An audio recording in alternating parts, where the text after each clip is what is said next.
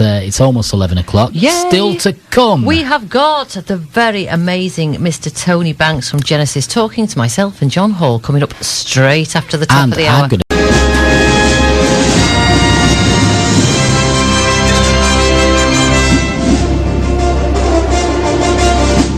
Ladies and gentlemen, live from North Manchester, it's Julie and Charles's All-Star Interview.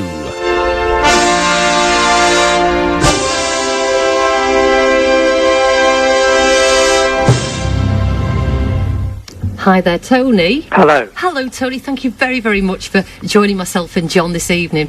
That's all right. Well, let me set the scene for you, John. Now, oh gosh, right. You ready, John, for this? Okay.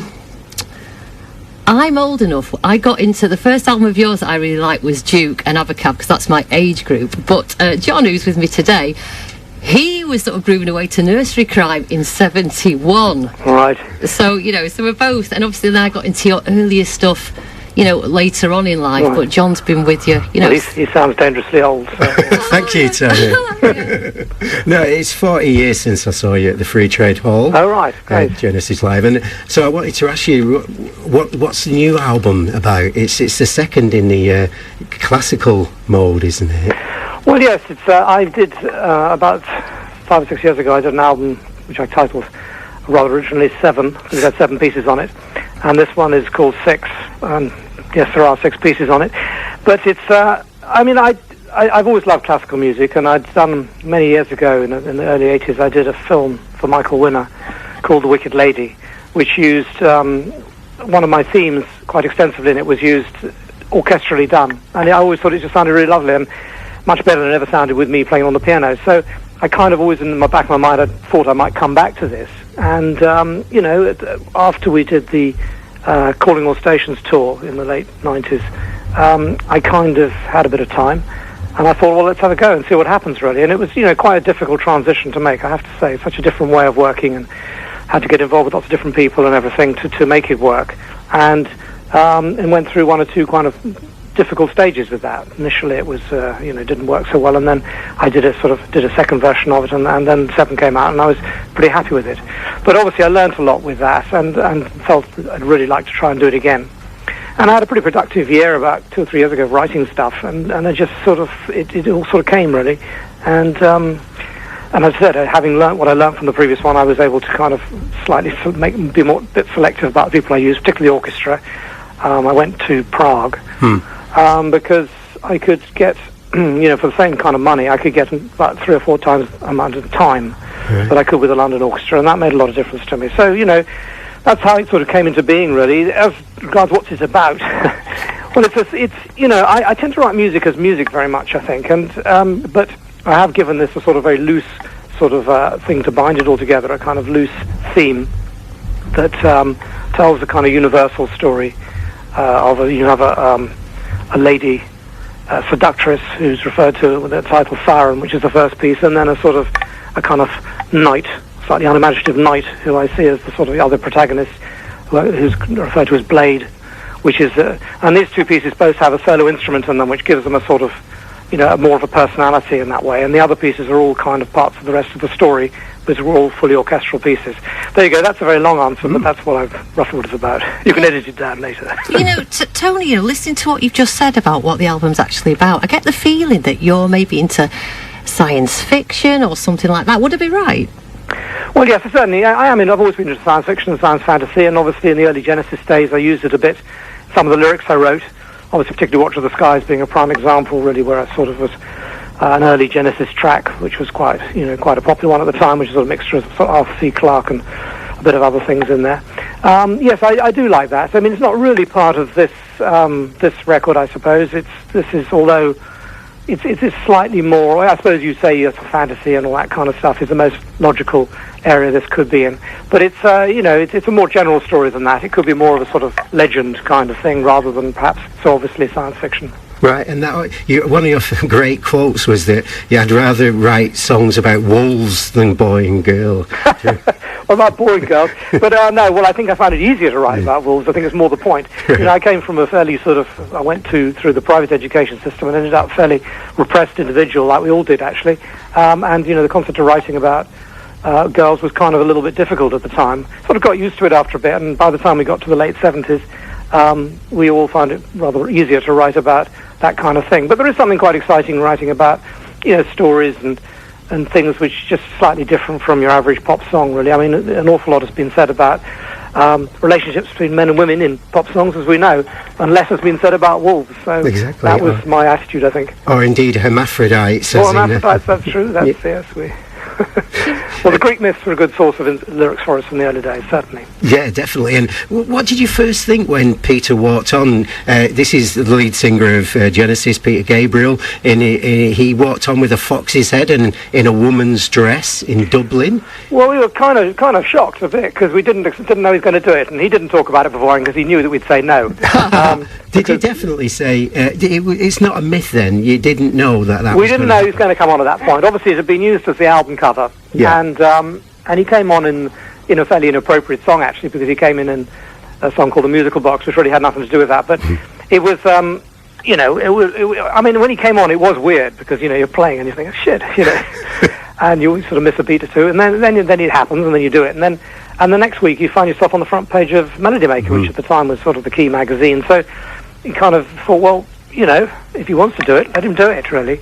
And it sort of became the whole visual thing became quite a big Genesis thing because of, in many ways we had these quite complicated lyrics and things, and a lot of the words didn't come across that well because the PA systems were fairly poor in those days. So the idea of acting out the stories a little bit and giving ourselves some visual kind of aids seemed an interesting thing to do, really. And we all sort of got very into it, really, and particularly, in my case, I was probably more into sort of use of things like lights and lasers and slides and things, which obviously we use right up to the present day. Yeah, I remember in Drury Lane, I saved me pennies and went down to London, and the climax of it was Peter flying off into the air at the end of Supper's Ready, and all these theatrical stuff. People go on about Bowie, but the Genesis had much more of a musical theatre going on, in my opinion. Well, it was quite fun. I mean, that particular thing was good because it was sort of like smoke on stage. He just suddenly came back on and he was up in the air. Yeah. It was great, apart from the times when, of course, sometimes the wires were the wrong way round and he ended up facing his back to the audience, which was slightly less effective, and he was madly kicking himself and trying to sort of get round and things. So you went to the Drury Lane, and one of those Drury Lane concerts, I fluffed up the beginning of Further Fifth, which was sort of a memorable moment. The next night, obviously, after playing that, I was kind of a bit nervous about it and stuff, but it was trying to play a grand piano part on an electric piano was quite tricky, actually, but it was an exciting moment. Yeah, well, it's 5 sold-out nights at Drury Lane, wasn't it? It was very unusual at the time. Yeah, it was in the early days for us, so it was very exciting, really, and it was a good show, nice venue. Yeah, so what do you think about, I've seen Genesis a couple of times, and is it Musical Box? What do you think about the Genesis tribute bands? Have you been and seen them? I've seen 2 of them. I saw Musical Box play the Lamb Outside on Broadway quite recently in the thing, and I was a bit mystified. I mean, I thought they did a great job. They played it really, really well and everything. I sort of found it all... I'm not sure I kind of followed everything that was going on, really, even though it was sort of exactly what we used to do. I think, and they probably sounded a lot better than we did. I think going back to sort of 40 years ago or something and doing a show absolutely as we did it seemed a bit dark. Obviously in those days, lighting was kind of a bit... people were used to quite dark lights because, no one had these great big rigs or anything in those days, and all the rest of it. And it just... I don't know, it's perhaps not my favourite Genesis album in many ways, and I thought that although I think 1 or 2 of the songs, particularly Back in New York City, I thought sounded great, and they certainly, as I said, I think they performed it very well. I came away a little bit bemused. My favourite thing far and away was they did as an encore at the end of the show, they did the Musical Box, the song itself, which is I always thought was one of our best early songs, and I just thought that sounded fantastic. So it was, so I don't think there's anything wrong with them, it was just me and suddenly seeing my old self. And I'm getting nervous at all the same moments I used to get nervous, before the kind of the difficult solo. So, Nick, I'm trying to paint a picture of you there. I mean, were you stood in the audience, or were you sort of watching it from the side of the stage? No, I was in the audience. I didn't actually tell them I was going to go, because I didn't really want them to know. Well, the crowd must have spotted you. Some of them did, yeah, but they sort of, they kind of, they're very intense people. Yeah. They're all watching the stage, No, I did get spotted afterwards, actually, but it was, I did leave before the very final thing, because it's... That was a Watcher. Watcher of the Skies. Well, I left during the intro. And, it's funny, that's a song in the early days was sort of a classic Genesis song, but when I hear it these days, I'm a bit less impressed. But I like the introduction very much, but the rest of it's a bit dated, I think. But of course, I saw them in Manchester last month, and they're all considerably older than when you was bringing that around. They're good. But I was wondering about the. With you saying about Watcher, what did you think about having long introductions in those days? You was getting away with like having 4 years without any chart success, whereas these days it's much different with time constraints, isn't it, for new bands? I don't think new bands could get away with it at all. I mean, it's a totally different world now, really. Obviously the live scene is quite a big thing again now, because records obviously make a lot less money than they used to, because sales are lower in many cases. But so people are playing live a lot, so perhaps this sort of thing will happen again. But we were able to, the whole circuit at the time of lots of bands like us who didn't really have any real record success for quite a long time, and didn't have any single success, until the late 70s. And yet the band, by that time we'd already lost Peter and Steve, as it happens, and obviously been a sort of, quite established group on the live scene at the time. Our music did lend itself to live, I suppose, and at the time radio wouldn't play Genesis. We were not part of the thing. They did ever play what you might call slightly more complex music or progressive music, which is where at the time didn't really get much play apart from one or two specialist programs. TV didn't exist really for music apart from Top of the Pops, and you had the newspapers really paid no attention at all to the rock world, unlike nowadays where it's sort of like seems to me a very big feature of it. So the whole nature of the game was very different, really. It was, it was quite. I mean, I enjoyed that. Really, it was quite fun. It was all a little bit kind of amateur, and everyone was sort of finding out about it as we went along. Yeah, because it seems to be so cynical now, sort of the music industry. Especially sort of the mainstream stuff. When you started out on your rock and roll journey, Tony, how important was it for you to be very successful? Did you want to be massive? No, we never expected it, really. I mean, we came out of an era when, there was quite a few bands who were sort of doing quite well at a fairly low level. I mean, we were big fans of groups like Family, the Fairport Convention, who were sort of groups who emerged out of the late 60s and early 70s, and probably thought that was kind of the peak we'd make, I don't know, you just carry on and you do it. You want to be liked, obviously, so we're playing quite a difficult music in those early days. 26-minute songs are not exactly kind of, going to win you sort of instant acclaim, I don't think.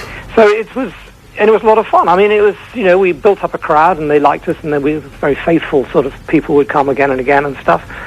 And it just sort of slowly happened, really, I suppose.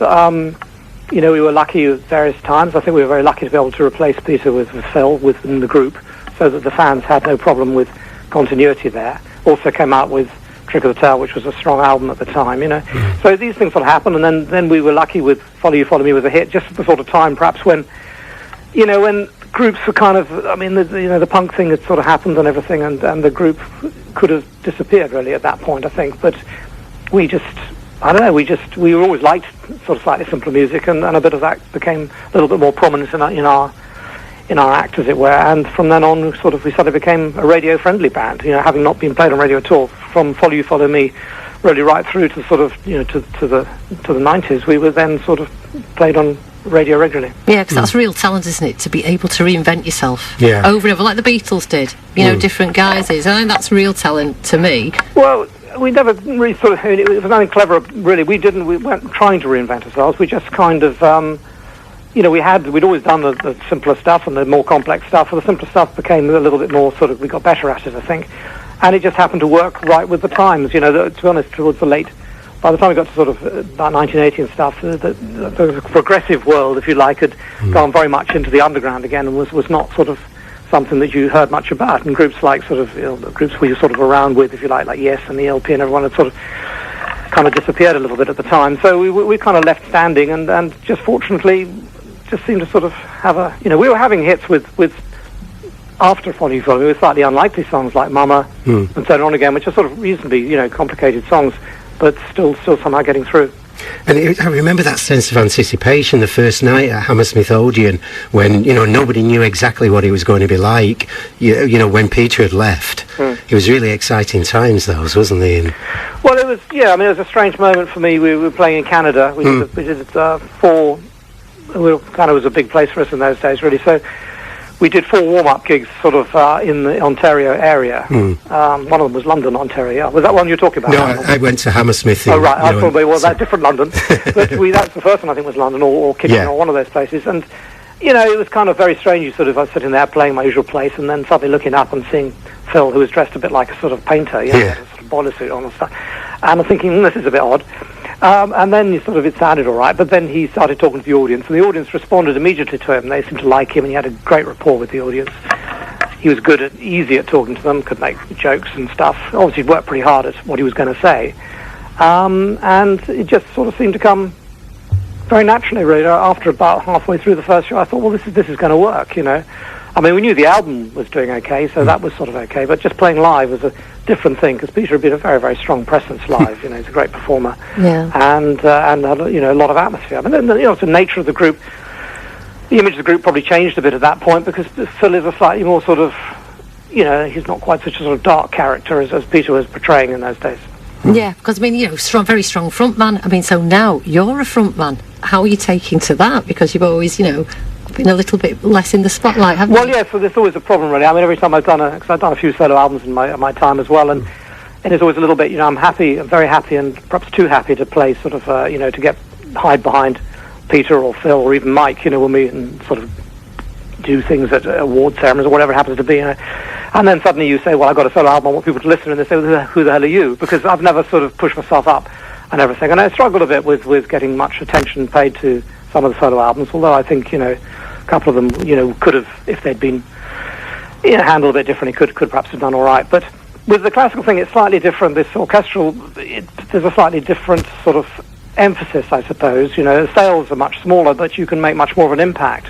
I mean, this 6 has been number 1 in the specialist classical chart now the last couple of weeks. So it's a sort of different area for me, and it's sort of, perhaps I don't need to be quite so out there to do it.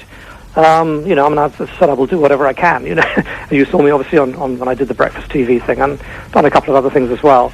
But it is very difficult, because you do fall in between all sorts of camps here. You're not, the what you might call the serious classical people kind of think you're a bit too lightweight for them, so they're not interested in you.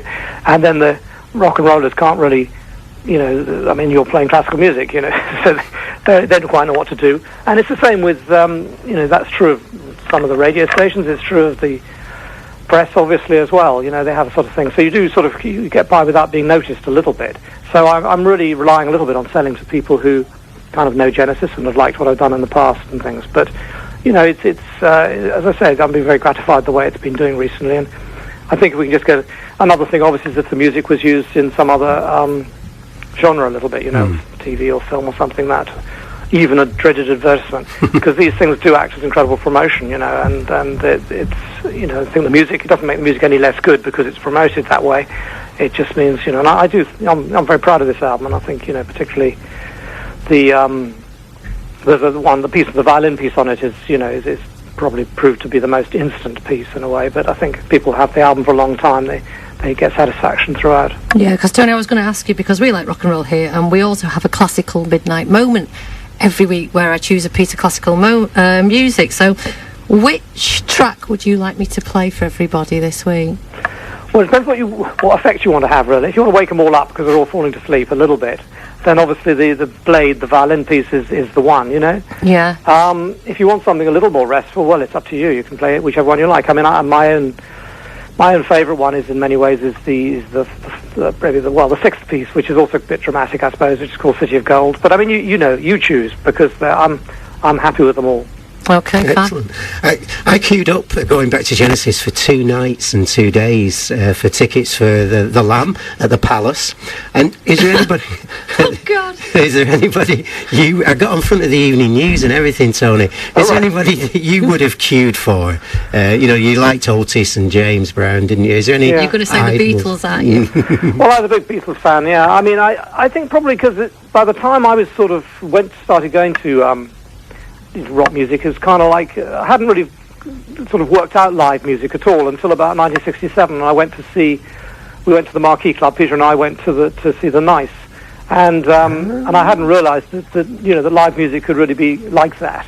And it was still probably the best gig I've ever been to in my life, just because it was the first one. Really? Wow. Something about going to the first one, Yeah. And it was, and they were, at that stage, was Keith Emerson, I think, was at his best, and also we had the guitarist Davey List with him, and I think the combination of the two of them with the other two who were great as well, it was just an incredibly exciting moment, really. I just never knew it could be like that, if you know what I mean. And I think both Peter and I were pretty stunned by it, and we felt that this would be an interesting area to go into, having both of us not really been too sure about playing live, but into the idea of writing, which we'd written songs together, and we'd wanted to try and get other people to do them and all that. That was our idea at the time. But when we saw that, we thought, well, this could be interesting, so other things. So, but I don't think I'd have queued for anybody. I have to be honest about that. I'm too lazy. I mean, I just sort of would have just, fortunately I didn't have to, I suppose. But I would have loved to have seen the Beatles, and another person I'd love to have seen was Jimi Hendrix. And again, Peter and I had tickets for him playing in London, the Savile Theatre in London,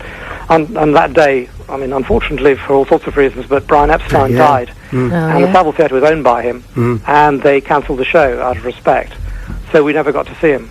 And, because Hendrix was sort of I obviously could have gone later, but at that stage it was sort of like, I was just so into, it was those first two albums that Hendrix did, which I thought were wonderful, and really wanted to see that. So, there were, a lot of people, I've seen a lot of good people over the years, and but I think once you get involved in the business, it's a bit like sort of it's like smoke and mirrors, you can sort of see around it all a little bit, you know how all the tricks are done, and you perhaps, you don't quite enjoy it as much as you would do if you were sort of, you had never seen it perhaps. And in many ways, I suppose a lot of my better experiences in recent years have been at classical concerts, really, where I'm sort of, I can still kind of don't know, can't necessarily fathom it all, you know what I mean, in the same way as I can with rock music, which I can sort of break down. My overhanging wish would be that you would tour with this, or do a few gigs with the album, because if you could play the fantastic Bridgewater Hall in Manchester, where the Halle, have you heard the Halle's music? Yeah, sure. And they used to play the Free Trade where you've played, but you've never done the Bridgewater, and that's the only venue in Manchester I've never seen you in. Right. So my dream is for you to come up to the Bridgewater. Well, I mean, we're talking about the possibility of doing it live. It's a little bit kind of how and when and where and what, because it's sort of, you can't do, I don't think I could do too many shows, we're accustomed to doing one or two around the country at tops, so we're thinking about it, we're just putting together costings and everything a little bit, because it's just, just trying to work out how practical it is. Yeah, but Prague music, well, it's got the best acoustics in England, and we can get you a discount, Tom. It's just mentioned get me a discount. Well, a discount on the hall and then a discount on the orchestra. That's the other problem, really, a little bit. Making the record is obviously it's labour of love. It's not it certainly isn't a financial winner.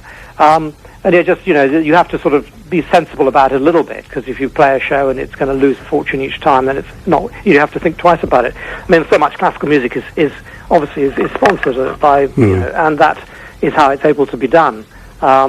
Unfortunately, I'm not really going to have that privilege, So you've just got to work out a little bit, because you can't go and you've got a maximum amount you can charge for tickets, really, to try and cover yourself. But it's something I'd really like to do, and I will. We're certainly looking into it, and we might do a sort of trial run in Europe somewhere and see how it goes, and then think about it from then. Yeah, it's better than working at Harrods for £9 a week, which was your first job, wasn't it? Yeah, well, it was being upstairs at Harrods much more. It was a sub-basement of Harrods, which I worked at for a bit, packing parcels, which was, it's quite interesting, really, just doing a job for 9 to 5. Well, it was actually sort of about 8 till 4, I think it was, and it was, to have done it. I mean, to have done a real job, Yeah. And you looking forward to weekends in the same way. Obviously, once you get in a group, basically, you're normally working weekends, and other people's holidays tend to be your work days. So it's you're working back to front. It's different. And how did that affect you? Because when you was at the peak of Genesis success, the round the Leeds time around about 87, the kids would be like 10 and 8, wouldn't they, or around about that age? Yeah, they were young. Yes. Well, I mean, we used to. I mean, my wife, always used to come on tour as much as she could, really. And then when the children were young, they used to come. I suppose by the time we got to doing things like that tour, which is the Invisible Touch tour, kind of, the tours were kind of much more spread out, so we could brace ourselves for a kind of like, you might have a year on, and then you wouldn't be touring for a while, because I never toured with solo stuff. And obviously they could come out a bit, but they obviously couldn't come out all the time. So you just had to sort of work out the way to do it. It was very important for me to sort of keep the contact. And, I'm probably, in all honesty, over the years, I've probably seen far more of my children than most people do, because, the time when we weren't touring, I was sort of working from home all the time, really. I mean, writing. Every time I did solo records, it was from here. So it kind of, I think from that point of view, it worked out fine. And I say you just had to brace yourself for the tours. Okay, brilliant. And finally, Tony, obviously, you've been in the music industry for so long, but you seem such a well-grounded sort of guy. I was going to ask you, have you no indiscreet rock and roll tales to tell me of, like, huge excesses? You must have seen some things in your time. Well, you must have done. I've seen some things. As I think I said before, I unfortunately probably didn't live quite the life, it might have been more entertaining at times to have done that. But, no, I just, I don't, it's a funny thing, actually. A lot of people I've met in this business who are supposed to be wild. I've worked with a lot of people over the years, to sell records and stuff. And it's remarkable how a lot of people are pretty industrious. It's quite difficult to live the life. And if you do, you normally come off the rails a bit, really. A lot of people in this business, do just work at it. I mean, you enjoy it. They love music and they want to be able to do it, really. And, okay, you let yourself go a bit in the evening sometimes or whatever.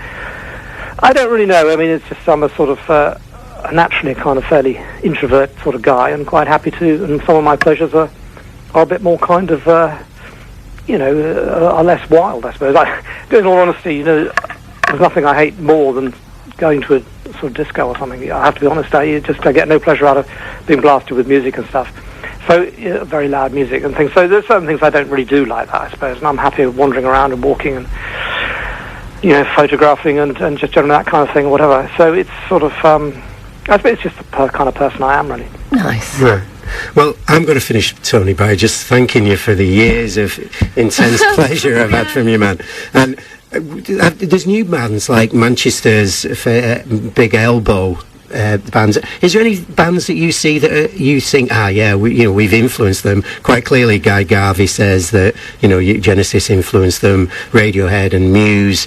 Radiohead tends to deny it, actually. Right. But, there are groups out there. Yeah, you mentioned some of the groups, I suppose, and I've heard some of them on. If you like people, then they might probably have some effect on you. It's a funny thing. Genesis is a slightly unfashionable band, so a lot of people don't like to kind of to acknowledge it. And if they do, they sometimes say Peter Gabriel rather than Genesis or something, How rude. Talk to Guy Garvey. He loves you. Yeah. All right, that's great. Well, it's really good. These bands, there's lots of good bands out there, and I think it's great if people's, I think we were very influenced. Sometimes it's difficult to see the influences, I think. Some people say that. But obviously, the people like the Beatles and the Kinks and Otis Redding and all these people who were such big influences on us in the early days, perhaps our music doesn't sort of obviously sound like that, but there's, I don't feel I'd be doing what I was doing if it hadn't been, for the Beatles, really. There was excitement created by them, or someone like them, at any rate. It had to be that sort of intensity when I was sort of about 13 or 14, of hearing things like Please, Please Me, and then, and with the Beatles album, which is the first album I ever bought, it just was, the excitement, was just unbelievable. So that kind of, that's sort of where I came in, and if we had the same effect on some other people, then that's really great. Believe you have, mate. Okay, great. You paint a lovely picture, Tony. Thanks for coming on the show, and good luck with everything. All right, well, thanks very much for having me. Yeah, get on this. Charlie and Julie's show on North Manchester FM. I'm not twisting your melons, kid. It's absolutely belting.